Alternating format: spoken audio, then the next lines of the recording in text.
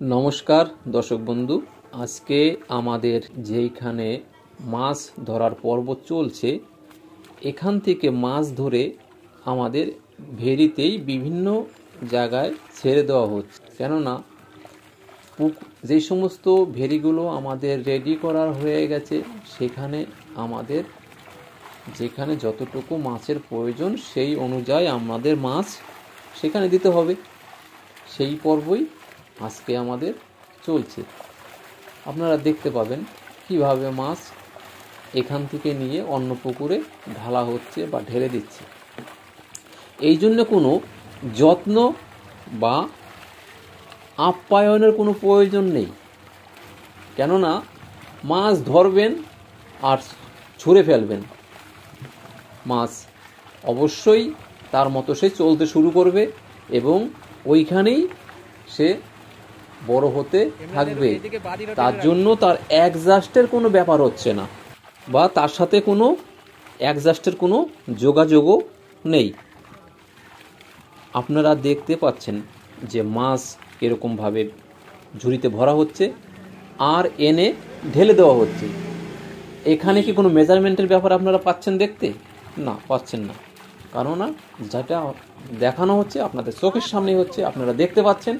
এবং সেইভাবেই আমাদের মাছ তৈরি বা মাছের ইমিউনিটি পাওয়ার, মাছের যে টেম্পার সবসময় হাই থাকে।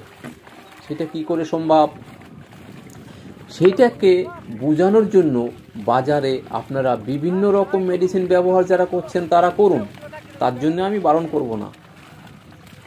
সেই সব মেডিসিন ব্যবহার করেও যারা এই ধরনের ফল থেকে বঞ্চিত হচ্ছেন তাদেরকে বলবো, আপনারা আপনাদের পুকুর প্রিপারেশন করার সময় মাছকে ছাড়ার আগে এবং আমাদের সঙ্গে একবার যোগাযোগ করে বিষয়টাকে ভালো করে একটু জেনে বুঝে নিয়ে যদি একবার একটা কালচার করেন, তাহলে নেক্সট টাইমে আর কোনো আপনাদেরকে এই সম্বন্ধে কোনো কিছু বোঝাতে হবে না।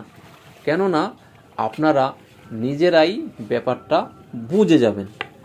যখনই আপনাদের এই ব্যাপার সম্পূর্ণটা মাথায় এসে যাবে, তারপরে আপনাদের কোনো প্রশ্ন করার আর প্রয়োজন পড়বে না। কেননা আপনারা চোখের সামনে দেখবেন, জানবেন, শিখবেন, বুঝবেন, তারপরেই প্রিপারেশনের কাজ করবেন। জলের প্যারামিটার ঠিক করবেন, কাদার প্যারামিটার ঠিক করবেন।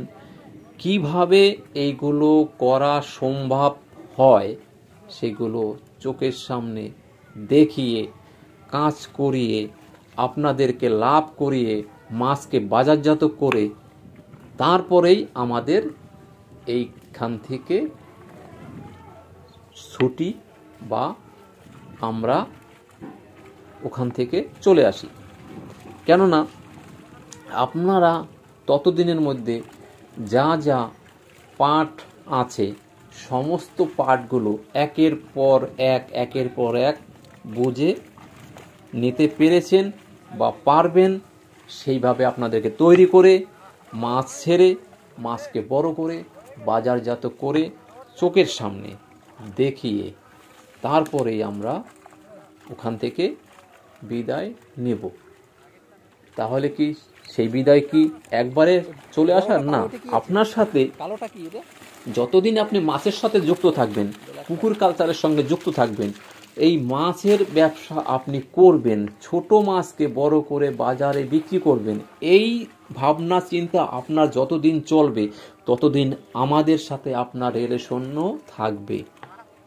কেননা এইটাকে ঠিকঠাকভাবে করতে গেলে, এই ব্যবসাকে বাঁচিয়ে রাখতে হলে, লাভ করতে গেলে, মাছ কোনোরকম বিপদ মুক্ত করে, কোনোরকম কোনো অসুবিধা না পড়ে, সমস্ত বিপদ থেকে মুক্ত রেখে বাজারজাত করা একটা সবার জন্যেই একটা চ্যালেঞ্জ হয়ে দাঁড়ায়। অনেকে পারে, অনেকে পারে না। যে পারে সে লাভবান, যে পারে না সে তো শেষ। তাহলে আজকে এই পর্যন্তই, দেখা হচ্ছে পরের ভিডিওতে। নমস্কার, ভালো থাকবেন।